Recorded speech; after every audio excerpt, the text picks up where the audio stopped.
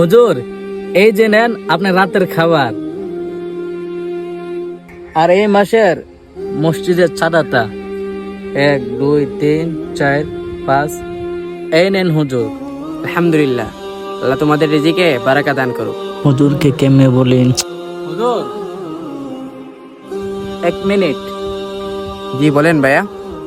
একটা প্রশ্ন ছিল, অনেকে প্রশ্নটা জিজ্ঞাসা করেছি, আসলে কেউ মন মতো উত্তরটা দিতে পারে নাই, তাই ভাবলাম আপনাকে জিজ্ঞাসা করি। কি সমস্যা বলেন। হুজুর, আমার নজর খারাপ হয়ে গেছে। রাস্তায় মেয়েদেরকে দেখলে ফেল ফেল করে তাকায় থাকি। সারাদিন মেয়েদের সাথে গল্প করি, রাত হলে তো ভিডিও। আস্তাগফিরুল্লাহ, আস্তাগফিরুল্লাহ, নাউজুবিল্লাহ। এমন খারাপ হয়ে গেছে, বোনের দিকে তাকাইলে লজ্জা লাগে। চলেন ভাইয়া, আমার সাথে মসজিদে যাবেন। এখন? হ্যাঁ, এখনই। হুজুর, আমার তো বাইক আছে, দাঁড়ান আমি বাইকটা নিয়ে আসি।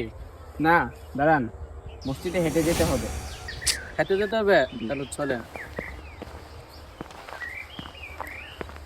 দাঁড়ান। তোমাদের বাসায় কি গরুর দুধ আছে? গরুর দুধ? জি আছে। তাহলে যাও, 1 গ্লাস দুধ নিয়ে আসো। হ্যাঁ,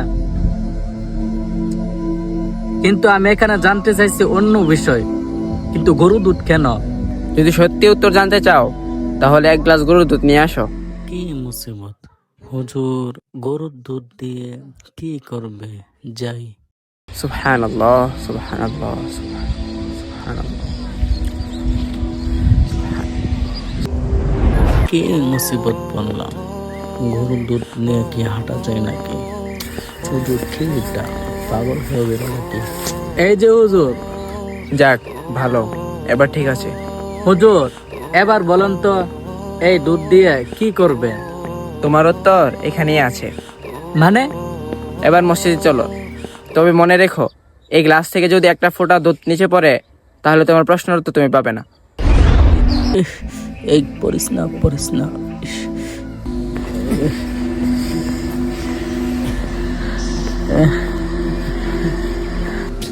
হুজুর, এভাবে দুধ নিয়ে হাঁটা যায় নাকি? দুধ তো পরে যাবে।